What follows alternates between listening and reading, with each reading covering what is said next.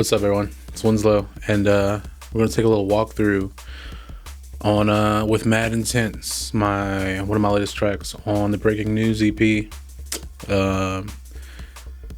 Yeah, it's the dark one. You know, there's always like the groovy one for me, and then there's kind of like a middle ground, and then this is the mad, the angry. I don't know, Winslow. I don't know, the dark, late night warehousey bass tune. Whatever you want to describe it as. You know, like Sandalwood Nights EP, there's like Snooze Button Roller, the groovy one.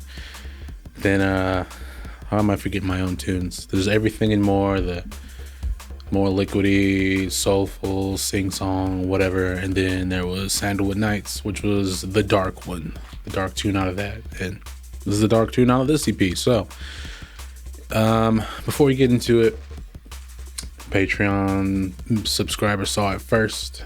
If you're just now seeing this public on YouTube, it's probably been available for about like a month and a half on Patreon, which is one of the perks of being a Patreon member. So if that sounds cool to you, sounds interesting, you want to see things like this ahead of time, or have a direct kind of point of contact to say in the kind of things I'm making to, you know, hopefully help you all with your productions and things. Think about it. Click that link in the description. See if Patreon sounds like a thing for you. But anyway, let's get to this tune. So, Mad Intense looks like this. If you haven't heard it, sounds a little bit like this.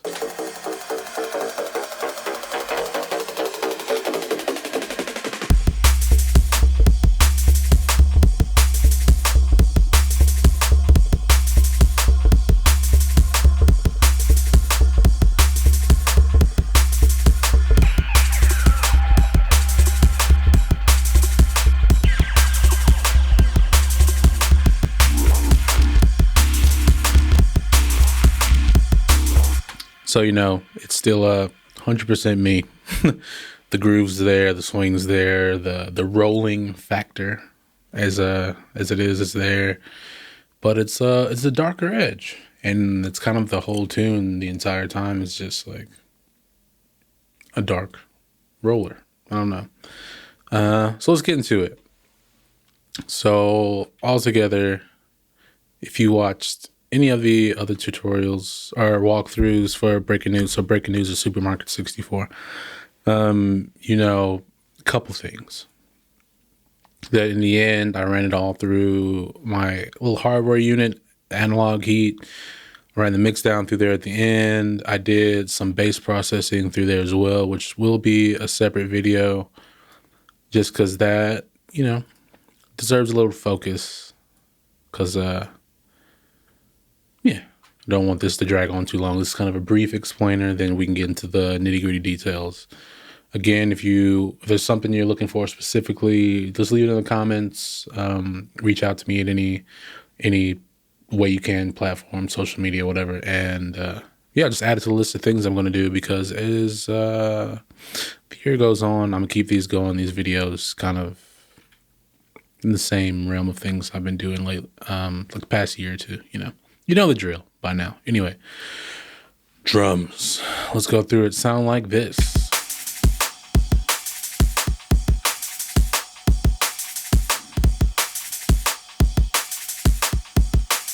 Just rolling.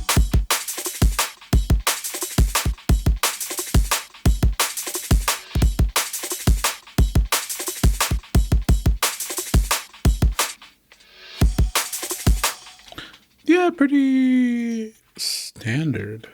Just some kicks, a snare, clap. You know, I don't use snares because bad snares anonymous. You know, who has a good snare? None of us do. There's a percussion. So let's break it down into bits, just so you can see how everything kind of works off of each other. Kick, little kick sample, London electricity loop. Took a kick out of that loop, and then we have the clap, which is made up of a couple layers. So all together it sounds like. So there's a snare in there for a little top end character, a little bit of snare quality, snare character, another snare, which is kind of a blasted as in compression wise, like just obliterated snare, which a lot of room sound, a lot of width to it, almost clappish for how it sounds. And then a rim shot snare from Mike, his sample pack that he put out on Patreon like a year or so ago. Another guy, which I love stealing samples from. But, listen to his music, obviously. But altogether, it sounds like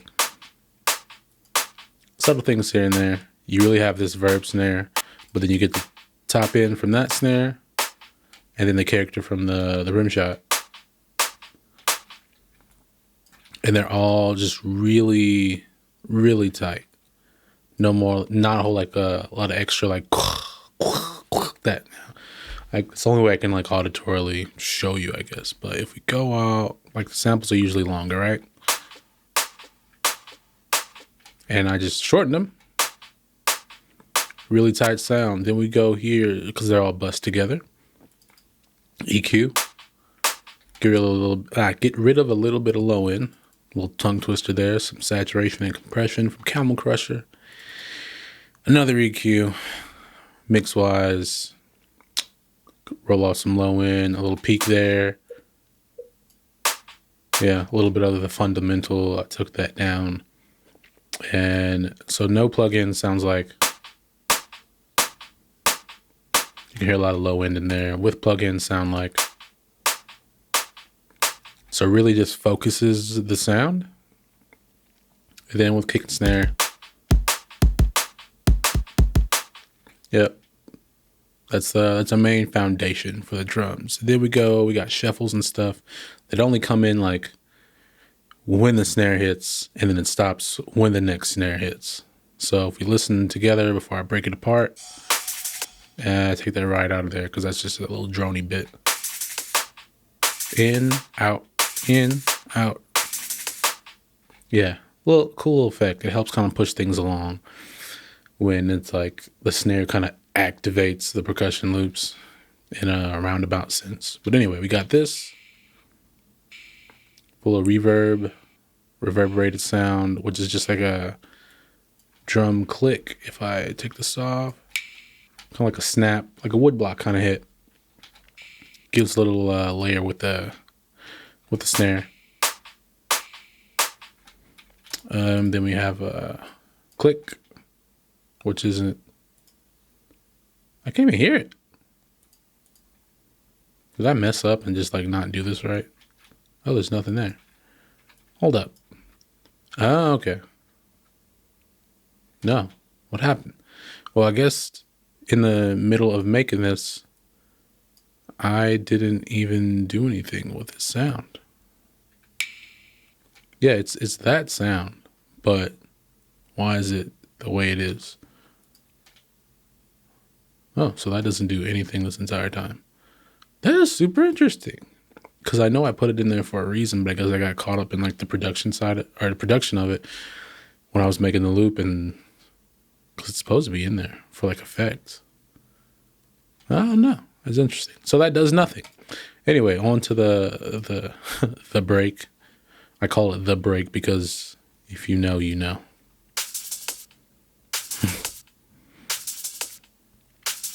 Yep, there's that's in there for a little bit of character. There's an amen. And then that ride cymbal. Heavily affected ride, because by itself sounds like. And then I put a little phaser on there. Subtle, a little reverb. Push it towards the background frequency shifter because it pitches up and down. A little techno kind of thing there, like over here. And I only do that once. Wow. Normally I do it a lot. So, yeah, let's talk about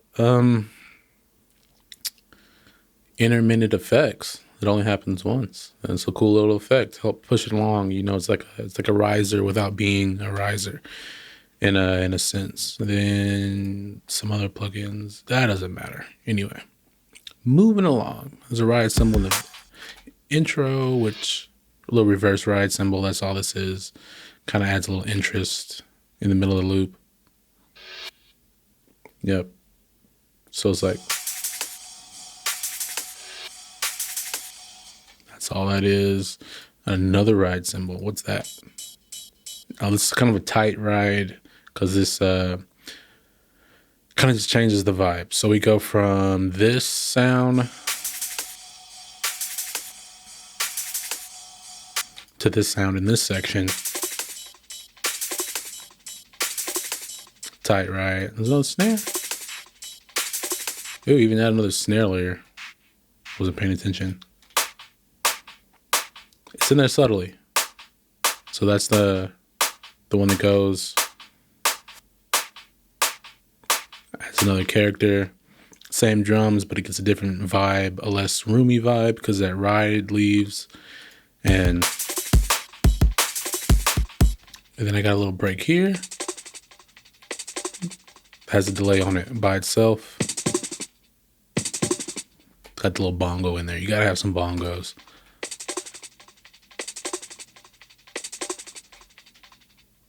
Not too long of a delay tail, but enough to it fills up kind of the spectrum.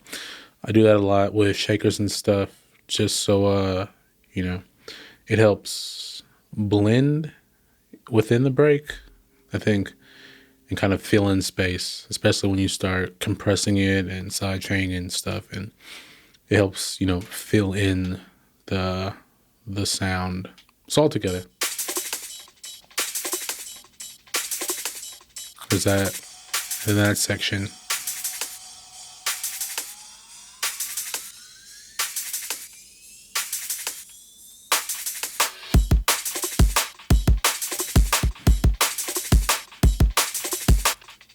Yep.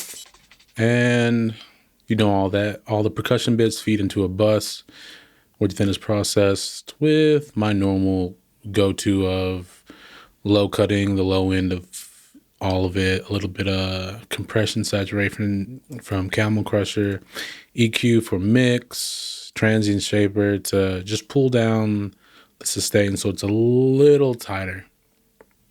Sidechain against the kick, which is not going to show up until I activate it.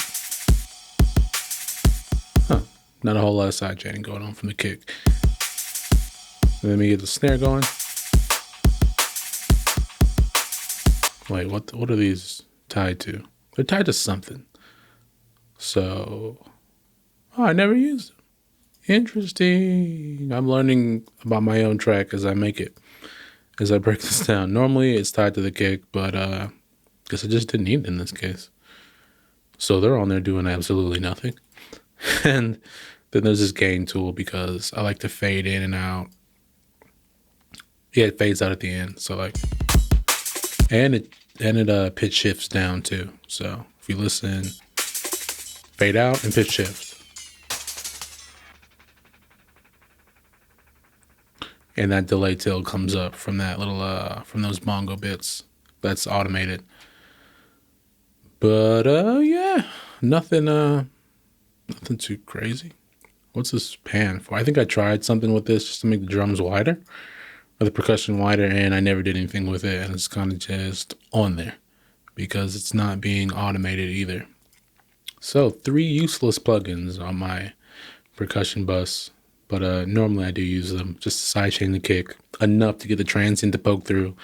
Same reason for the clap, enough to get the transient to poke through. But I kind of wanted a rawer sound with these drums, which is why they sound so pushed and almost distorting at points, which happens more in the drum bus processing. So if we listen to this loop, no processing, we'll get this sound.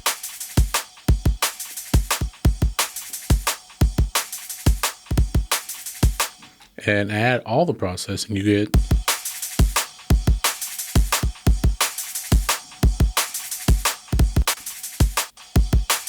which is really, all right, let's just go through it.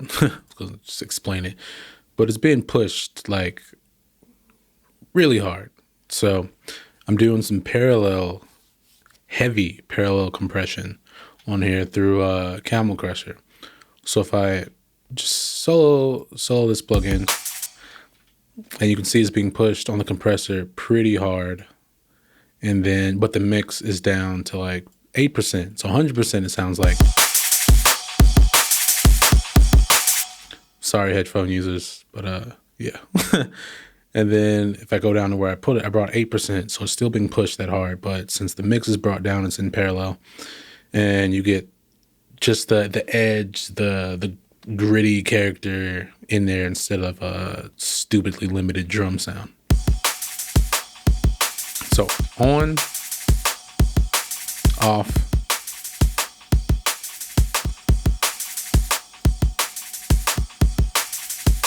Yeah, it really helps fill in things, and you still get the clean, unaltered drum break in there that's really tight, but you get more of a fullness from pushing it that hard, and then just mixing it in slightly, which is what parallel processing, parallel compression in this case is used for. Now I could have made a separate bus and then blended it in, but this worked for what I was going for. The next plugin in the list, we have another Camel Crusher, which is just doing slide saturation. Full 100% mix, slide saturation. So without it,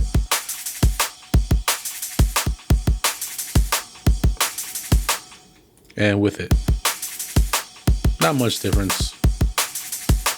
It's subtle, a little bit of character that will come out as I push it further down in the mixer. Okay. Remember, it's about affecting in stages instead of doing everything at like once, at least in the way I like doing it, my workflow. If you watch Supermarket 64 walkthrough, you know I'm like putting reverb directly on the drum bus now. It's always this vintage verb too. So 5.6%, not too much. Enough to give it a little ambience. Off. Now on. 100%. Right, it's not on. Hold on. There you go. It's 100%. Take it back to 5.7. What am I doing? I went to back. Now 7%? And then you get a little bit of ambience, but not enough to tie the room together like a good rug, but not enough to overpower it. Why am I talking so fast today?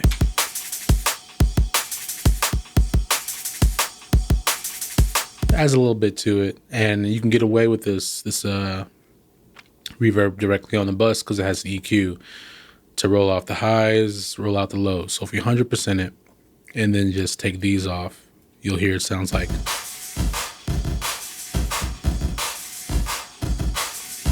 But then I take out all the low end up to like 1K. That's normally where I go for. Now you have no low end, you get the top end. Now I roll off the top end to about, 2K, somewhere around there. So I'm just getting like this little limited range of reverb, and you get a little sound. You take it you take it down just a couple percent. You get the ambience you want, the character you want. After a bit of limiting later on in the stage, it comes up, it fills in the break, it gives it a nice space. Again, I'm going for that warehousey feel. So all in stages, I'm achieving that sound from like the spacious affected ride cymbal in the background all the way up to this stage where I'm bus processing and adding slight reverb here, heavy parallel compression, just to get that character of a drum sound. So again, affecting in stages, not all at once. And then an EQ for mix, bring up the low end of the kick a little bit more, a little dip down there, just slight here and there. Harshness in 13K, 10K range. Yeah, nothing subtle stuff, because I did it on the track level instead of trying to do it all at the bus level. So then we got limiting, again, chopping off transients. And it's a little heavy on this limiting. I don't push this hard, but you can hear it actually clipping at points, which was a desired effect in this case.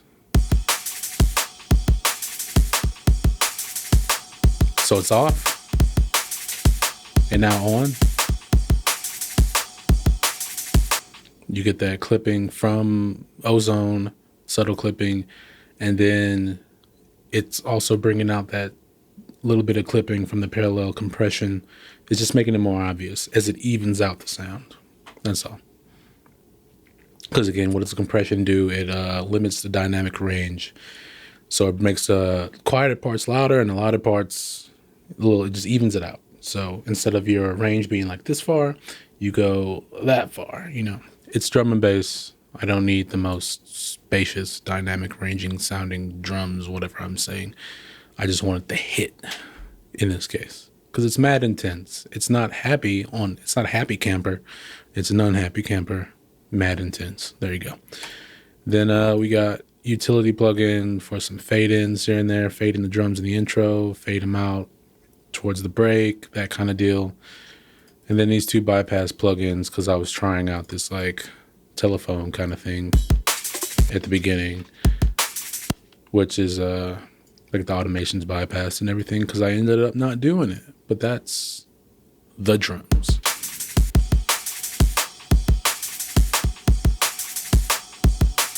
And they basically do the same thing for the whole track because what really drives it is the bass. And what part of the bass? This 808 sub, let's talk about it.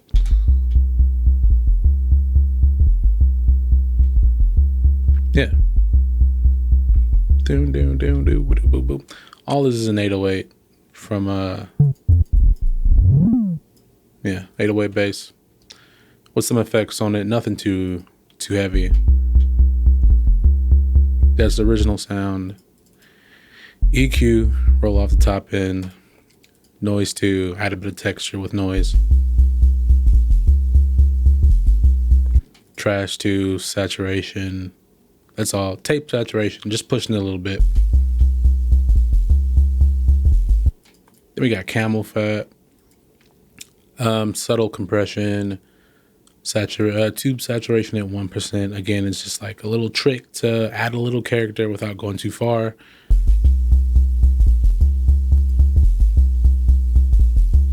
And then an EQ to roll off the top end. And you're probably thinking like, why did you add that fuzzy stuff in there? And then just to roll it off later. Well, I don't know.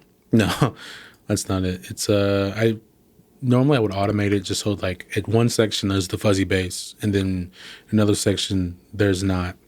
But in this case, even if it's rolled off, you do kind of get the like a rhythmic white noise at a low level in the left and the rights, which sounds cool in the full mix. And then it adds a little bit of character once you start distorting that white noise. Or it's not white noise, it's like brown noise, which is like a different, I'm not going into that, just look it up, brown noise. But it gives you just a little bit of character, even if you don't get that top end fizz, something like break or breakage or, that kind of Bristol sound. And then utility plugin for volume automation. And Smexoscope, just so I can visualize what it looks like. A little spiky there at times, but it's bass, doesn't really matter. Then there's this acid line, which most of you probably clocked is from Awesome Express. It's the same sound, just in a different context.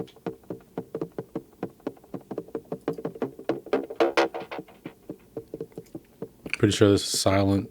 It's bounced audio. If you really want, it's kind of a basic acid sound. I didn't go too far into processing and doing things, but if you want to know exactly how it was made, go check out the Awesome Express breakdown. I'm pretty sure it's public on YouTube now. I think I did it.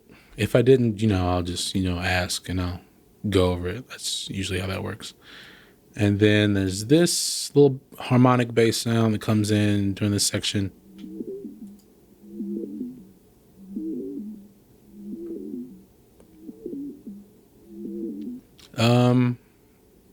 Let's unbounce it in place so we get the instrument back.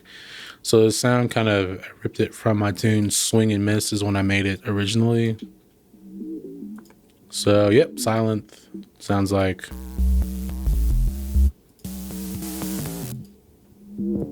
Yeah, just for effect. Kind of gives like a seasick like, and rhythmically it helps push it along. You get more effects. And then with the bass, it sounds like. Again, it's a subtle thing. You can hear it live. Finally heard this live in a show in San Diego a couple weeks ago, and I was like, wow. Actually, sounds decent on a big system because it's all like heavy bass, and you can, with something so bass driven, sub driven, it's easy to overdo it and kind of make a bloated kind of sound. But in this case, it's very controlled, which is what I like to go for. You still get that impact, but you don't get like all the flub and flab from frequencies that are just too low and don't speak correctly on any kind of system. I think working with headphones gives you a good idea of that too. It's hard to get the balance sometimes, but once you do nail it, getting a really solid bass sound and kind of is just really easy to do on headphones because you're like right there instead of worrying about your room and everything else. So I don't know how I got on that tangent, but yeah, real simple. Like, let's take that back to audio. Let me undo this. There we go. Audio. All drives together. Again, everything's about driving forward.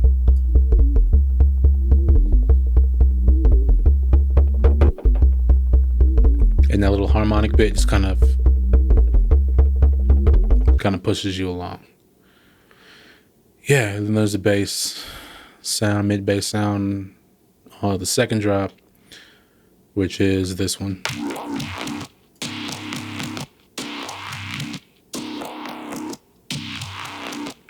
Which is more or less the same process that I did for like the Supermarket 64 bass, just a different kind of vibe. I kind of took the same 808 sound and just ran it through that chain of effects to see what would happen, and then effect it, and then started from there. So if we listen to it, it's just that 808 with basically the same couple of plugins up to that like EQ right there, which is right there, and then I just kept on pushing it with more plugins. So you get this sound. All right, no you don't. You get this sound. Where's the sound? There it is. Just something gritty and texturally interesting to move it along. And with the 808 bass, you get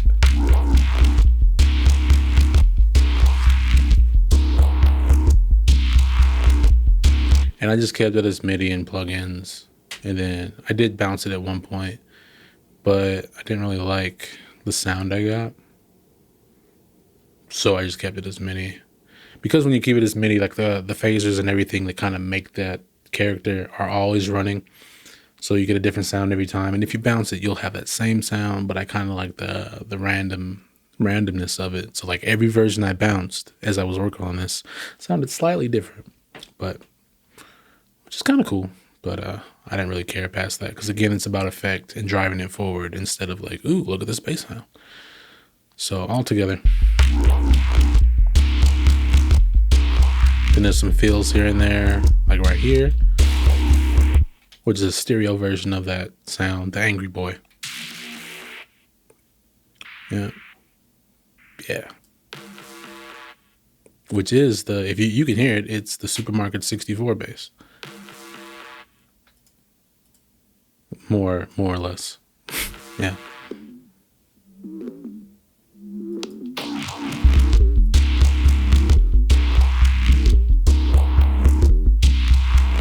And that acid line doesn't even come back through until right here. Then there's a little reverse 808 feel. Yeah. Stuff you might not have picked up if you listened to it, but it's there. So that's drums and bass so far.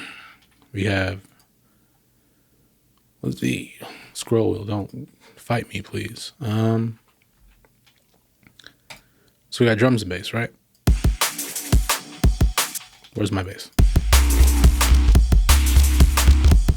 And that's basically the tune, right? The only melodic bits are like pads. So you got this sample again.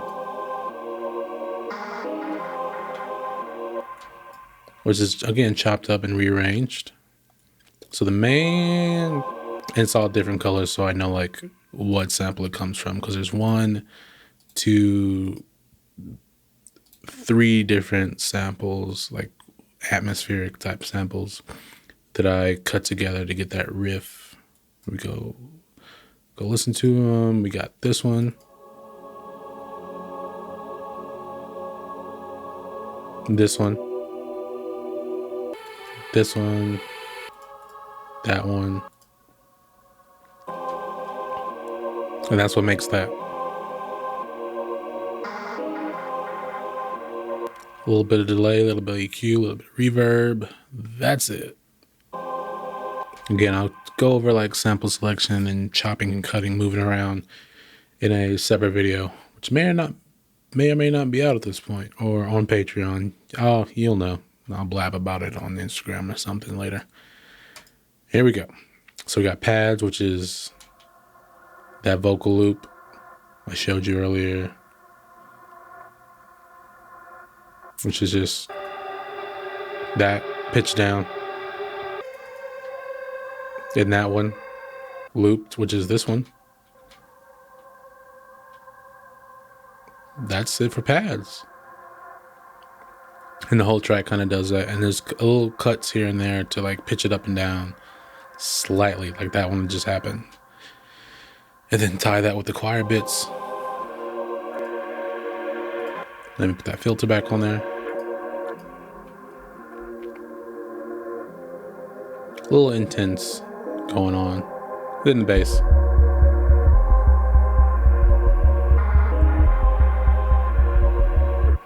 Yeah, just to give it that like evil vibe. And then you got your effects, which is your that kind of thing. The normal, nothing no one cares about. I really like these like reggae style, like reggae. That was a dumb way to put it, but like drum fills. Oh no, that's the techno-y clap.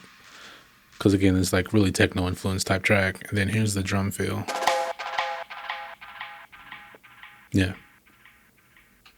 Just helps drive it along, you know? So we're like,